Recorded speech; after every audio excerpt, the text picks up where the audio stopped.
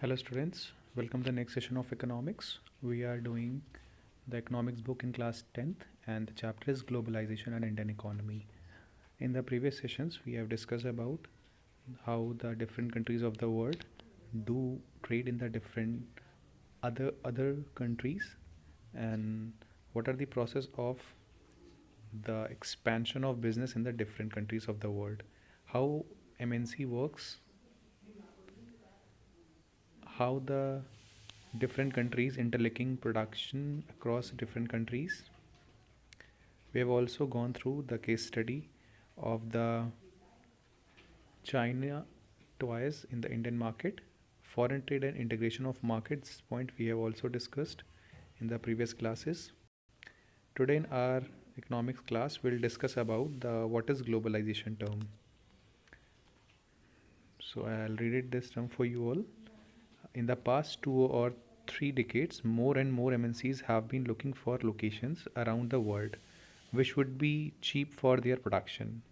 So, foreign investment by MNCs in these countries has been rising. At the same time, foreign trade between countries has been rising rapidly.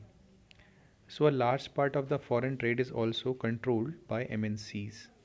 For instance, the car manufacturing plant of Ford Motors in India not only produces cars for the Indian markets, it also exports car to other developing countries and exports car component for its many factories around the world. Similarly, activities of most MNCs involved substantial trade in goods and also services. So here you can see in this picture, globalization is fun and be careful. That's our word you are playing with. Someday you will have to pay the price. What it means?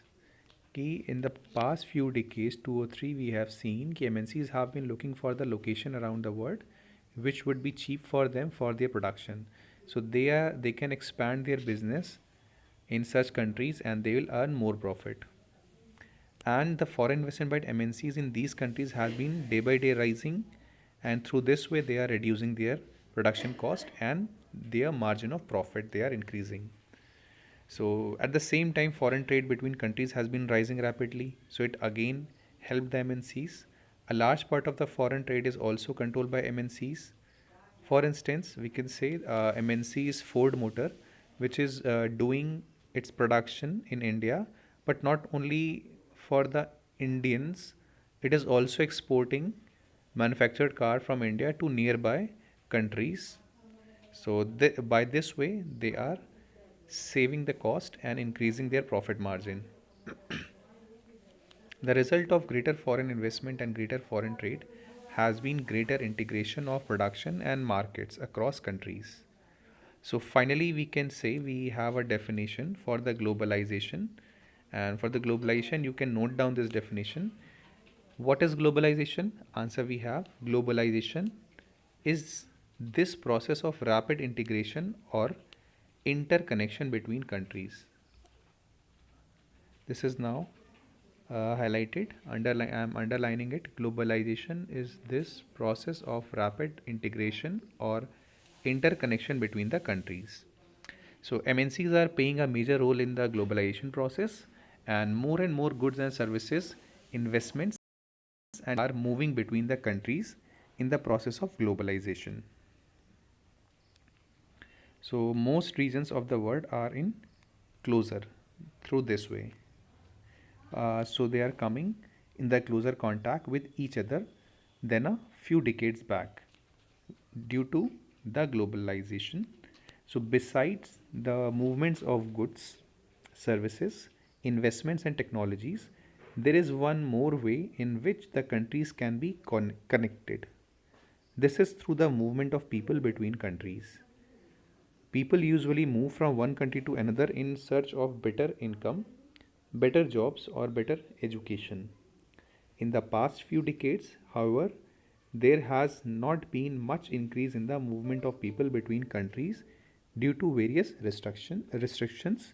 As we have seen the H1B1 visa of US, US is now not providing the H1B1 visa easily, and there are restriction on the people who want to work there. H1B1 is the working visa which people can attain who want to work in the US, but now there are the restriction over it. So we have seen great improvements in transportation. Like earlier there were the bullock carts, but now we have the trucks, railways, and other means of transportation which are helping in the transportation of goods and services. Now the next point is here. That point is factors that have enabled globalization. Now we know uh, how globalization occurred and what happened under the globalization. Globalization is this process of rapid integration or interconnection between the countries. And what happened under this? More and more goods and services, investments and technology are moving between the countries. Now, what next you need to do? There are three questions for you on which you will work on. What is the role of MNCs in the globalization process? This is the question number one. The question number two is, what are the various ways in which countries can be linked? So one was by transferring of goods and services, by movement of goods and services, investment in the expansion of technology among the countries, and the second is by the transferring of people, by the traveling of people of one country to the another in search of better income, better jobs, or better education. It is also a way by which the countries can link. Now the question is choose the correct option, and we have a statement: globalization by connecting countries shall result in option A, lesser competition among producers, wrong; greater competition among producers, no change in competition among producers, this is wrong. So option B is correct in this question number 3. Now the next question or the next topic in front of us is factors that have enabled globalization. So the very first factor which helped in the process of globalization is technology. So rapid improvement in technology has been one major factor that has stimulated the globalization process. Due to the technology advancement and improvement, globalization rapidly increased. For instance, the past 50 years have seen several improvements in transportation technology. This has made much faster delivery of goods across long distances possible at lower costs. Now we have a picture. You can see in these picture cargoes are there. Containers for transport of goods. Goods are placed in containers that can be loaded intact onto ships, railways, planes, and trucks. Containers have led to huge reduction in port handling cost and increase the speed with which exports can reach markets. So this is an easy way and cheap way of transfer or exporting importing of goods and services. Similarly, the cost of air transport has fallen. This has enabled much greater volumes of goods being transported by airlines.